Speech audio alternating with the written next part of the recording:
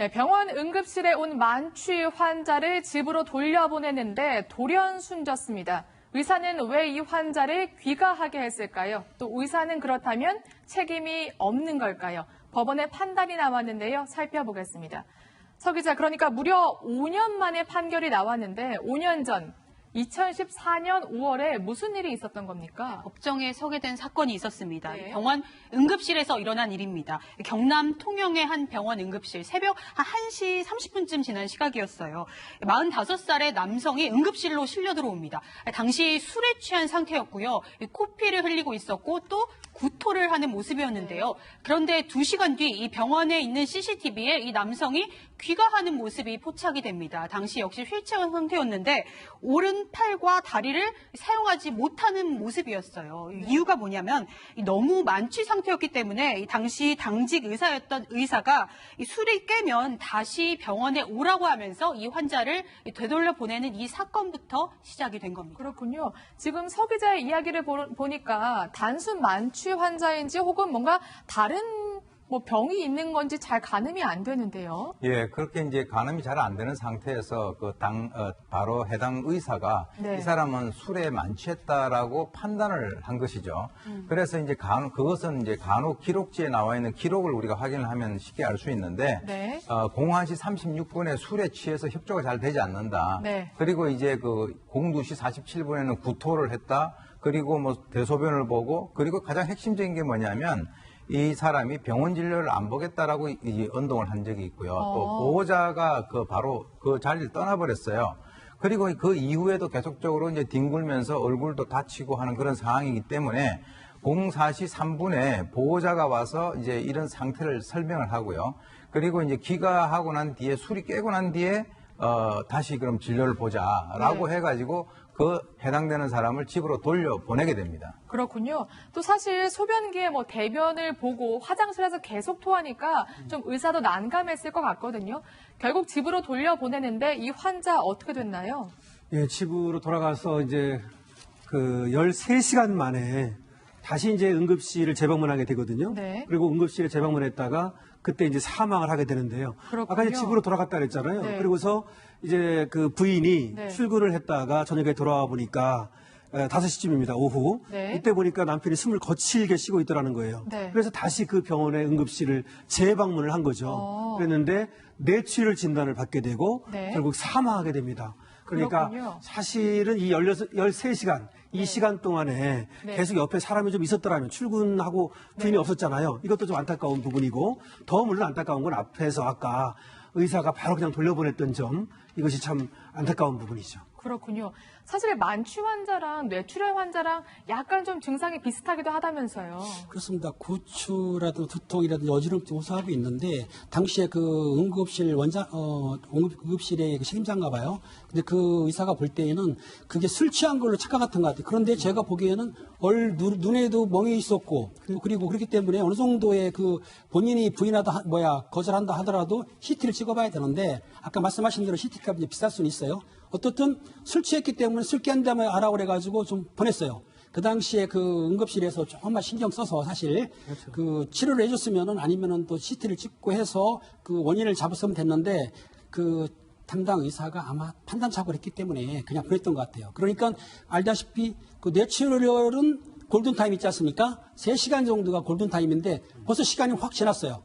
그러다 보니까는 생명을 구하기 너무 늦었던 거죠.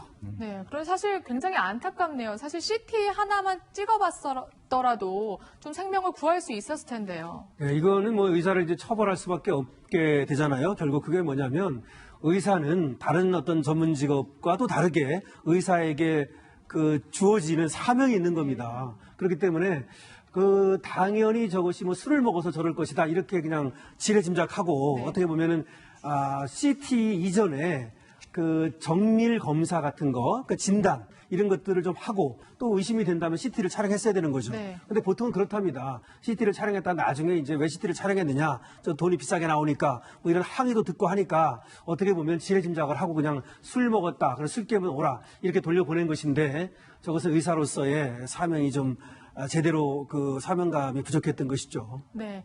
사실 일각에서는 워낙 병원의 주치자가 많아서 이게 하나하나 구별하면서 하기 어렵다 이런 말도 있습니다.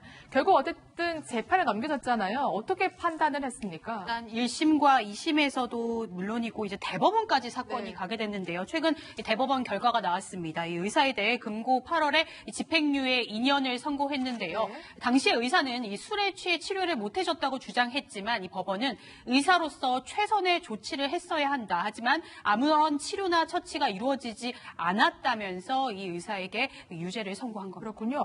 변호사님 여기서 금고 8월이 나오는데 금고와 징역형의 차이는 뭐예요? 네, 업무상 과실치사거든요. 이거는 네. 이제 5년 이하의 징역이나 5년 이하의 금고나 네. 2천만 원 이하의 벌금인데요.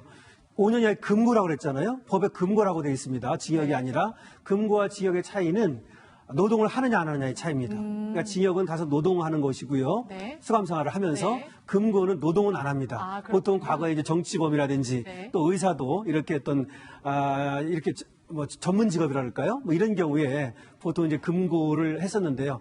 지금은 이제 그런 금고형을 거의 없애가는 추세입니다. 근데 아직까지 헌법에는 금고라고 돼 있고요. 잠깐 말씀을 드리면 저 의사를 처벌하는 이유는 뭐냐면 네.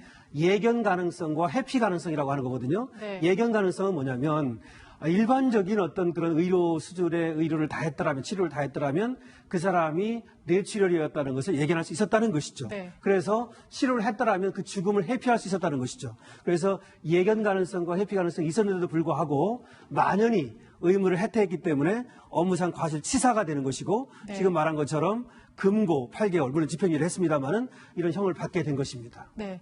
사실 의사는 법정 공방에서 계속해서 뇌출혈을 예견하지 못했다. 그러기엔 너무 어려운 상황이었다. 이런 걸 주장했는데 재판부에서는 두루두루 의견을 살핀 이후에 과실치사가 맞다. 이렇게 판단을 한 거네요. 네, 왜 그러냐면 이제 네. 그 법원에서는 이제 그 전문기관의 의견을 청취를 했는데요.